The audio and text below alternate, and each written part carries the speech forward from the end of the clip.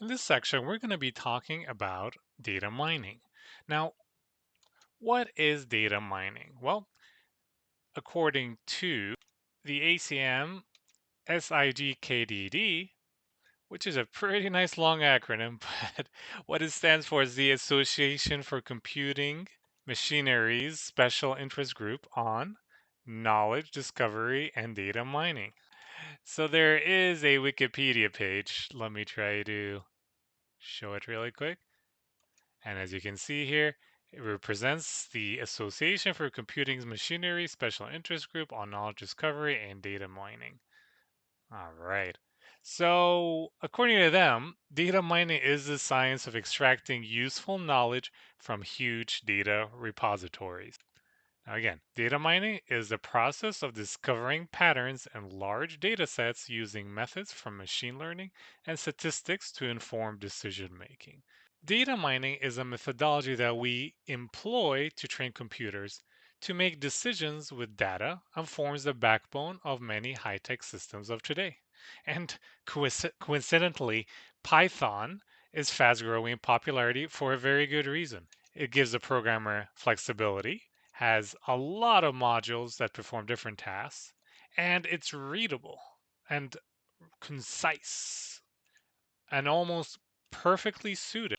Well, I shouldn't say almost, it is perfectly suited to perform data mining with its environment, which can help us with making decisions with data.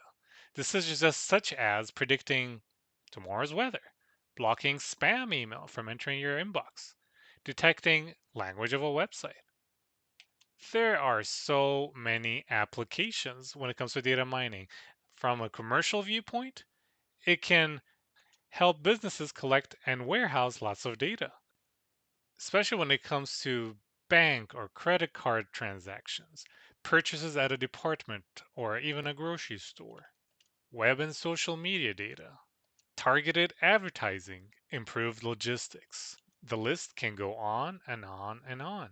But then at the same time, data mining from a scientific viewpoint is huge when it comes to collecting data and storing it at enormous speeds from sensors, from scientific simulations, from identifying patterns, relationships, classifying and segmenting the data, formulating hypotheses. And the beautiful part about it uses a lot of methods from both machine learning and statistics. Now, since I mentioned machine learning, well, it is a branch of computer science that evolved from the study of pattern recognition and computational learning theory in artificial intelligence. Machine learning is a central part of data mining, along with statistics. Now, you've done quite a bit of statistics in this class, and it came in very handy, especially when it comes to the properties of the observed data, when it came to including the calculations of measures of center, measures of spread, variability, some and really some basic visualizations. Data mining, it's a interdisciplinary subject, and to try to sum it up in the best way possible, you are knowledge mining for data. It's very analogous to mining for gold from rocks or sand, right? Like gold mining. But instead of that, we're really mining for knowledge. Other terms have become also popular that are similar to data mining, such as knowledge extraction or data archaeology or data dredging or even pattern analysis. There are a lot of popular choices, but for the most part, another popular term is knowledge discovery from data, also known as KDD. So, to reiterate, data mining is the process of discovering interesting patterns and knowledge from large amounts of data. And for the folks that took my previous classes, data sources can include databases, data warehouses from the web, repositories, CSV files, JSON files, XML files, you name it, right? Or it could be data that is being streamed into the system that is being consumed by you as a customer. So there is a process when it comes to discovering interesting patterns. Now, what you see on the screen here is you see a cross-industry standard process for data mining, also known as CRISP-DM, which involves business understanding, data understanding, data preparation, modeling, evaluation, deployment. So I'm just going to very briefly go over the different phases. So the first phase, of course, the objective is to understand the background of a problem and its associated objective for the data mining task. So naturally, the second phase for any data mining task is to understand the data set, how it was collected, if it was collected from a data set, from Kaggle, from a survey, from a database, its format, its data dictionary, the number of records, units of measure. A lot of the data understanding is critical. Why? Because it can avoid unexpected problems during the next phase, the data preparation phase, which is going to be very time intensive when it comes to data preparation. Because a lot of times when you're collecting data, it's not in the correct format or it's missing values. Sometimes it's unstructured data, sometimes it's structured data that will require transformation. Now, why? Because a lot of times data will contain errors, right? Inconsistencies. Sometimes values are blank.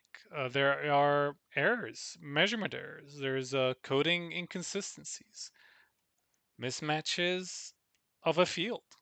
One needs to be very thorough to avoid any pitfalls in this phase. It is imperative for the following phase, which is modeling. Now, with modeling, that's where your hard work really starts to pay off because it addresses the specific business goals, which is really the heart of the data mining profession. And because from the data preparation phase, your data is already in good shape, now you can start searching for useful patterns in your data.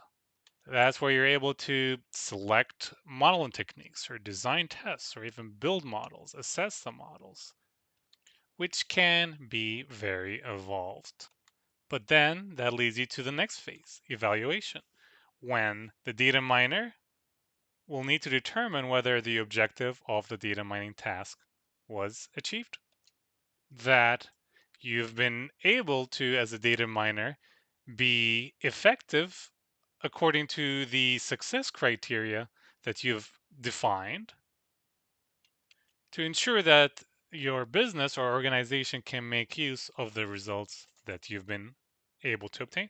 Which leads to the last phase, deployment, which is to determine how the model can help achieve business objectives, right? That's where you can use your insights that you've gained from the data mining task to make any necessary changes in the organization, which is really dependent on the organization's requirements, but essentially and undoubtedly is you want to be able to show results that are useful for not only planning but making decisions and ultimately results to the client. Now, the source over here, as far as the graphic, is from Wikipedia. And again, to reiterate, the data mining involves the 6 phases, and it's called the Cross Industry Standard Process for Data Mining, or CRISP-DM. Now,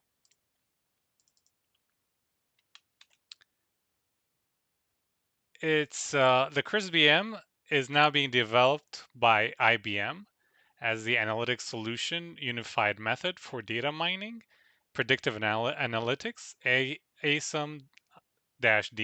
SaaS has SEMA, and consulting companies have their own process. This is a very exciting topic, and I encourage you to read up on CRISP-DM, the ASUM-DM, and SASA-SEMA, which is an acronym that stands for Sample, Explore, Modify, Model, and Assess. This concludes our section on what is data mining.